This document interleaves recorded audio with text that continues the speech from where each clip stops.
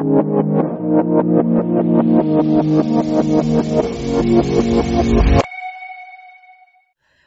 में आप सबने एक जादू किया होगा, पेन को अपने सिर पर रगड़कर फिर इसके बाद उसे एक छोटे छोटे कागज़ के टुकड़ों पर ज़रूर घुमाया होगा। फिर आपने देखा होगा कि एक पेन पर कागज़ के टुकड़े आकर्षित हो जाते हैं, चिपक जाते हैं।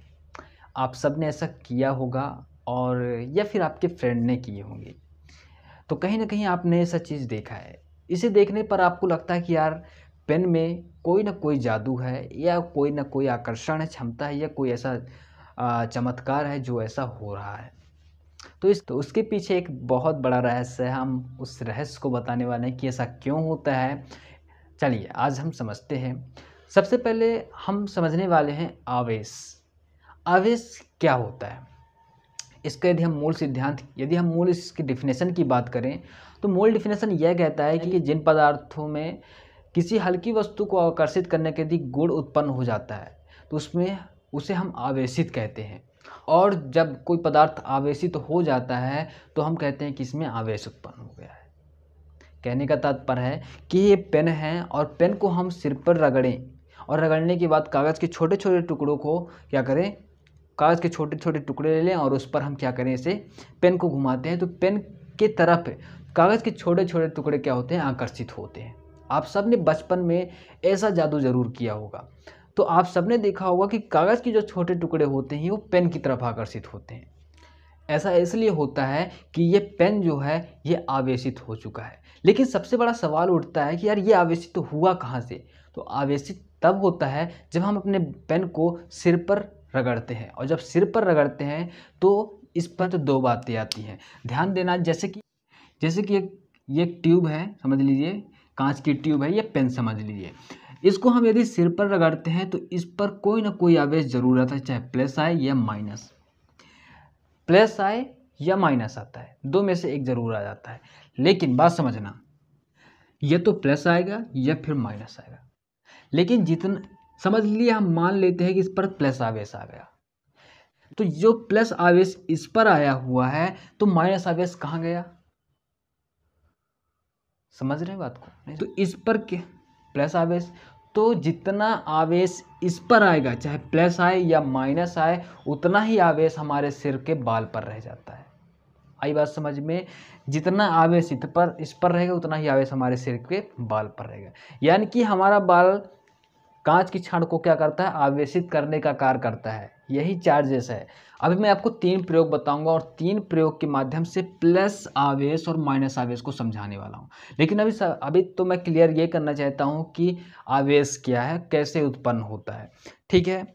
और मैंने ये बचपन वाला प्रयोग आपके सामने रखा क्योंकि आप सब ने किया है और इसको आप अच्छे तरीके से समझ पाएंगे। तो सबसे पहले आप चीज़ों को समझ गए कि कोई भी पदार्थ है यदि किसी हल्की भी वस्तु को आकर्षित कर लेता है तो समझ लीजिए कि उस पदार्थ पर कोई ना कोई आवेश जरूर है जो किसी हल्की वस्तु को आकर्षित करने का गुण रखता है। अब मैं आपको थोड़ी सी और अच्छे से समझाना चाहता हूँ। प्लस आवेश और माइनस आवेश, इतना सा बात है कि हम ये चीज़ तो समझ चुके हैं कि आवेश दो प्रकार के होते हैं, प्लस माइनस। ये कैसे निर्धारण किया गया, ये कैसे, हम क्यों इसे प्लस और माइनस कहते हैं, आप प्रयोग द्वारा मैं आपको पूरा प्रूफ के साथ बताना चाहता हूँ, ठीक है। तो सबसे पहला चीज़ है कि आवेश दो प्रकार के होते हैं। आइए प्रयोग द्वारा इसको हम समझते हैं। टू काइंड्स ऑफ चार्ज, आवेश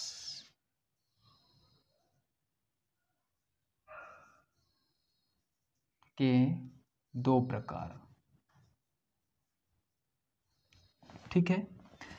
3 प्रयोग इस पर किए गए और इस प्रयोग को मैं एक बार में तीनों को समझाना चाहता हूँ, ठीक है। प्रयोग नंबर 1 यहाँ लिख देता हूँ मैं, प्रयोग नंबर 3 यहाँ बताऊँगा। ऑल राइट, इतनी सी बात क्लियर होनी, ठीक है। समझिए प्रयोग नंबर 1 में क्या हुआ और इसका, ठीक है, ये चीज़ है और हम यहाँ समझेंगे। प्रयोग नंबर 1 यहाँ हम समझेंगे, प्रयोग नंबर 2 यहाँ समझेंगे और प्रयोग नंबर 3 नीचे समझेंगे, ठीक है। देखिए क्या हुआ कि जब हम यहाँ पास एक क्षण लेते हैं, एक क्षण में लेता हूँ और ये जो छड़ है ये कांच की छड़ है। किसकी छड़ है? कांच की छड़। एक छड़ है, ठीक है, इसको हम इसे एक रस्सी से लटका दिए हैं। अब इस कांच के छड़ को सबसे पहले रस्सी में लटकाने से पहले हम इसे रेशम, ध्यान देना मैं क्या शब्द बोल रहा हूँ, रेशम, रेशम से हमने इसे क्या कर लिया, रेशम से अच्छा रगड़ लिया, रेशम के कपड़े से हम इसे क्या कर लिए, इसे रगड़ लिए। तो जब हम रेशम के कपड़े से इसे रगड़ते हैं तो इस पर आवेश उत्पन्न हो जाता है, माना कि इस पर धन आवेश उत्पन्न हो गया, ठीक है। अब हम क्या करते हैं, एक क्षण और लेते हैं, एक क्षण और ले लिया, लेकिन इस क्षण को मैं अपने हाथ पे रखूंगा और इसे भी रेशम के कपड़े से क्या करूंगा, इसे रगड़ दूंगा। जैसे रगड़ूंगा तो इस पर भी समझिए धन आवेश आ गया। जितना आवेश कांच पर आया है उतना ही आवेश उसके विपरीत जो आवेश है, जैसे कि इस पर प्लस आवेश आया, उतना ही विपरीत आवेश रेशम पर चला जाता है। चाहे मान लीजिए कि एक आवेश इस पर आया तो एक आवेश रेशम पर चला गया, यदि दो आवेश रेशम पर आया है तो दो आवेश यदि कांच पर, माना दो आवेश कांच पर आ गया तो दो आवेश रेशम पर चला गया, यानी कि जितना इधर होगा उतना ही रेशम पर आएगा। आई बात समझ में? अब देखिए यहां पास क्या होता है, यह कांच की छड़, ये दोनों ही कांच की छड़ है और कांच की छड़ को हम क्या करते हैं, अब मैं ये देखिए एक धागे से लटका दिया हूँ, ये दूसरा वाला जो कांच का छड़ है ये भी आवेशित है। अब मैं इस कांच की छड़ को पास में ले जाता हूँ तो ये क्या होता है, ये वाला जो छड़ है ये इससे दूर हट जाता है। समझ रहे हैं? इस प्रयोग को समझते हैं, जैसे कि रेशम का कपड़ा है और ये कांच की छड़ है, इसको मैं इस प्रकार से रगड़ लेता हूँ और इसे हम यहाँ पास रख दे, धागे से लटका देते हैं, ठीक है, मैंने धागे से लटका दिया। अब ये मेरे पास दूसरा एक कांच की छड़ है, ये फिर रेशम का कपड़ा, और हम इसे रगड़ते हैं। तो रगड़ने पर क्या हो जाता है, बार बार रगड़ने से इस पर समझ धनावेश तो इस पर ऋणावेश। अब क्या हुआ, अब रेशम के कपड़े को हमने रख दिया एक कांच के, ठीक है, अब ये कांच की छड़ एक यहाँ पास लटक रहा है, ये दूसरा कांच की छड़ है।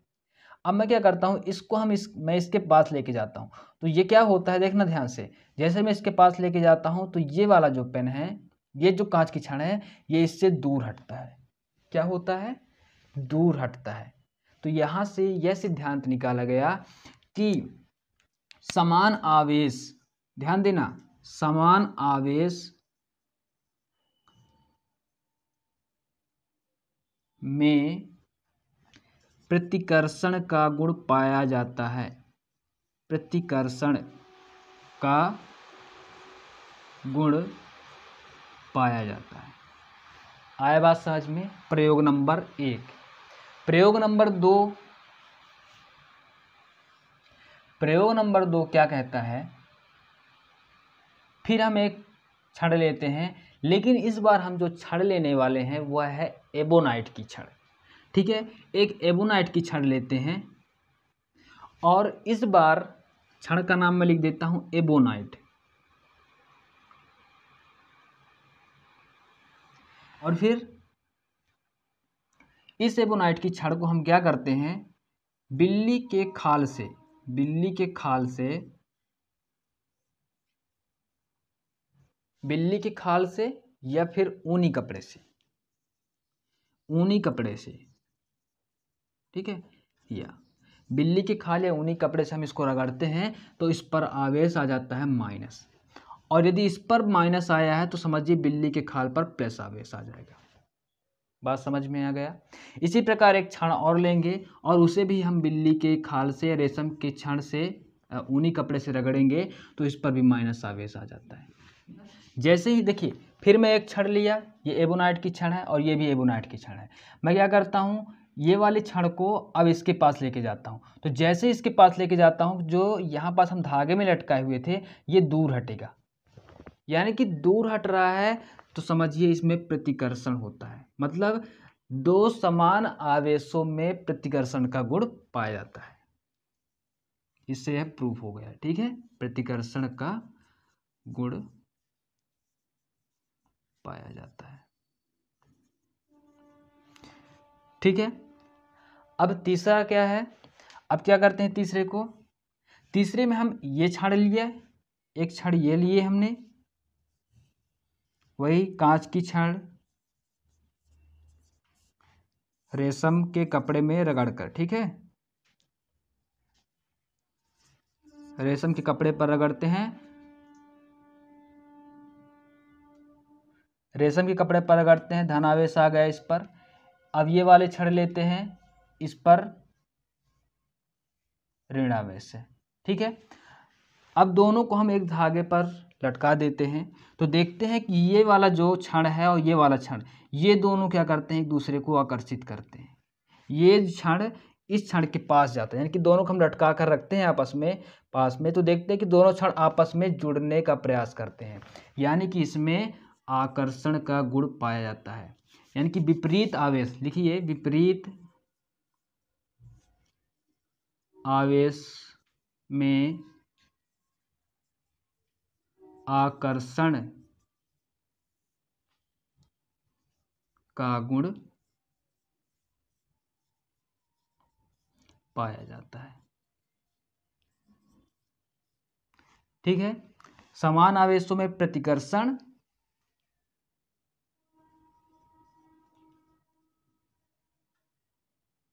समान आवेशों में प्रतिकर्षण का गुण पाया जाता है और विपरीत आवेशों में आकर्षण का गुण पाया जाता है, ठीक है। तो प्रयोग द्वारा सिद्ध हुआ।